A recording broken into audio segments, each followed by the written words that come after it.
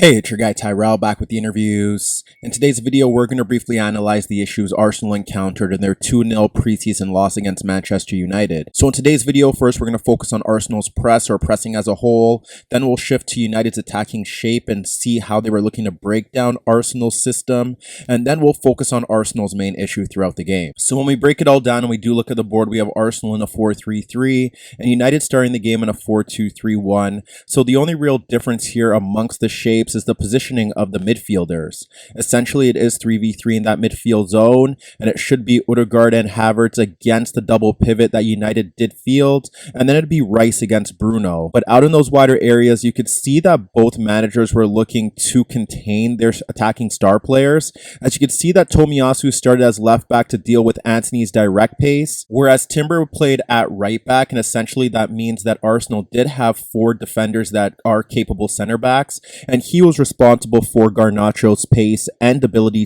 to get into 1v1 situations. Whereas when you look at United, it was Saka against Luke Shaw. That was expected. And then over on the right-hand side, you had Wan-Bissaka, who's very good in 1v1 situations to deal with Martinelli's direct speed. If we specifically focus on those battles in the fullback areas, when we focus on Tomiyasu and Timber, the fact that they don't offer a consistent overlapping threat from those zones means that Antony and Garnacho would have an easier time tracking back or simply not being forced to track back at all, specifically Garnacho, who was often seen tucking into more of a narrow position because Timber would look to shift in towards that midfield zone, and that ultimately helped spare their energy levels in this game. And then if you focus on the center forwards, Nketiah was dropping off deeper, and Varane and Lisandro Martinez would take turns following his movement, and they did a very good job of stifling his overall threat, whereas Sancho was one of the key United players in that opening half, dropping off deeper, doing a very good job of winning free kicks, and he often forced the Arsenal center backs and fullbacks into defensive errors.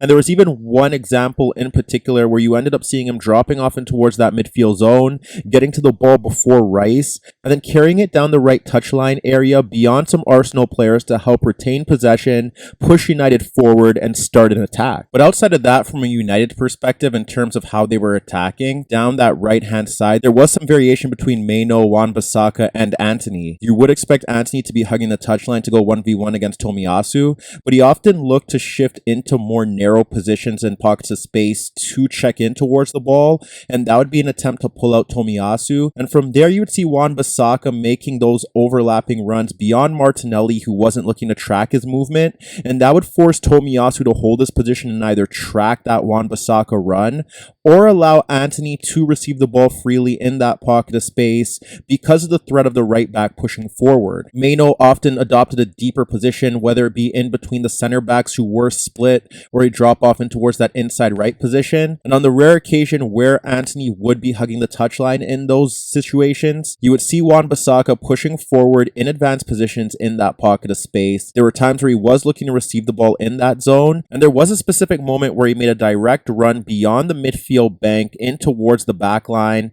and when he received the ball in the penalty area, the only thing that was missing was his final touch to get a shot on goal or create for his teammates. Ultimately, those vertical runs did play a key role in the overall outcome of the match, but that was a repercussion of Arsenal's pressing. When we focus on how Arsenal pressed, there were no real significant changes to what we witnessed last year. They had Nketiah stepping forward to one of the center backs, and then the spare center back would be closed down by Havertz or Odegaard. So essentially in most situations, let's say you'd have Havertz stepping towards Varane, it'd be Rice picking up Maino, and then Gabriel would be dealing with Bruno or Sancho depending on who dropped in towards his zone. On the other hand, if you had Odegaard stepping towards Lisandro, it would be Rice stepping towards Mount, and then Havertz would be closing down Maino, and the same thing would apply for Saliba picking up the spare United attacker. However, there were situations where you would see Havertz stepping towards Varane, and then rather than having Rice stepping towards Maino, it would be Rice holding down Bruno, Odegaard shifting across towards Maino, and then Saka would tuck in to deal with Mason Mount in that midfield zone if the ball was switched out towards that area. That could either prompt Saka to track the movement of Shaw if the ball was switched out into that zone, or Timber would push forward to close down Shaw, and Saliba would have to shift across to deal with Garnacho. And on the occasion where they had to keep it 3v3 in that midfield zone, you would see, let's say, Nketiah stepping towards Varane, Saka would shift across towards Lisandro Martinez, and then you'd have Havertz and Odegaard dealing with the double pivot. Timber would be forced to push forward, even if if Saka's blocking off the passing lane in towards Shaw, just in case he was bypassed, and then Saliba would have to shift over towards Garnacho, and the same would apply for Martinelli if he stepped towards Varane. It would be Tomiyasu pushing forward to deal with Wan-Bissaka, and Gabriel would have to shift across. Unless Rice came over, then Gabriel would push forward towards Bruno. United's pressing, on the other hand, was also very effective and disciplined, and it stemmed with man marking in that midfield zone and Sancho leading the line to help ignite the press. So Sancho would close down the ball carrying center back,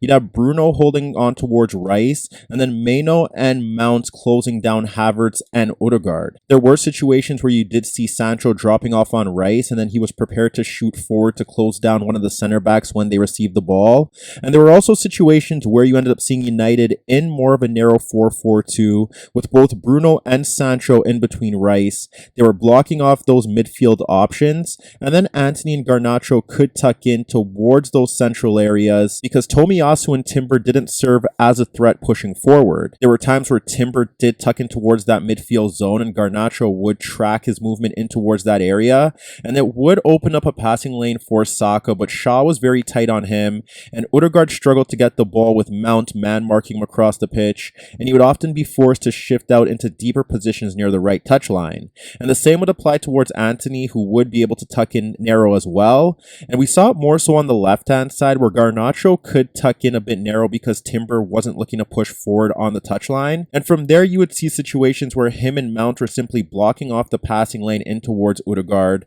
as Odegaard and Havertz were looking to push forward into those pockets of space to receive the ball between the line. Therefore, even in situations where Odegaard shifted in towards those deeper wide areas, because Garnacho was following Timber in towards the midfield zone, Mount would simply push forward and effectively close down Odegaard. The only other outlet for Arsenal in this regard was Nketiah dropping off deeper, but in those situations, he struggled to get the better of Sancho and Varane, and they were tracking him in towards that midfield zone to ensure that he couldn't get on the ball. This ultimately was the difference maker here, because where Arsenal struggled to get an outlet on a consistent basis to bypass that United press, United were able to get in behind that Arsenal backline and beyond the midfield bank because they simply weren't tracking runners. There were occasions where you ended up witnessing Sancho tucking in towards that midfield zone and attempting to drag away one of the center backs, and then you also had Mount and Meno in those deeper positions pulling away Havertz and Odegaard, and from there United could simply play the ball in towards the wider areas or simply have Heaton playing long balls over the top,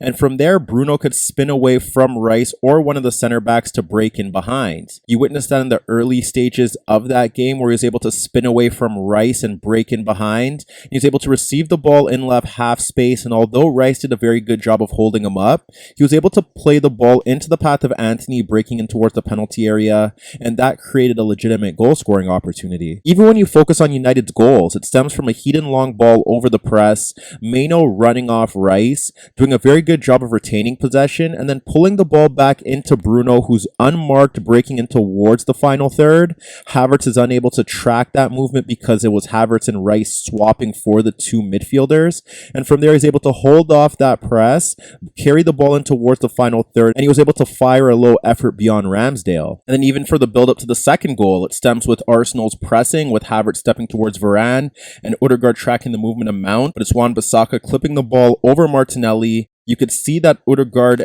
and Rice were tracking Mount and Meno, but it's Gabriel's mistake that allows Sancho to break forward in a 1v1 situation with the goalkeeper, and he carries the ball in towards the penalty area, and although Gabriel does a decent job of tracking back, it's Sancho firing a superb effort beyond the keeper. Ultimately, United had a solution for Arsenal's pressing, whereas the Gunners didn't have one for United, and you witnessed it even in the second half, where there was one example in the early stages where it was Eriksen running off Odegaard, and a simple long ball from Lindelof over the top, and Eriksen was able to bypass the entire Arsenal backline and receive the ball in the final third and help retain it. But ultimately in that opening period, along with Meno and Wan-Bissaka making runs off the Arsenal backline and their midfield bank, it was Bruno in particular that was making clever runs off Rice, Odegaard, and the defenders into attacking positions to get United in areas where they could create. So as you can see, the simplicity and efficiency in United's ability to effectively shut down Arsenal's attack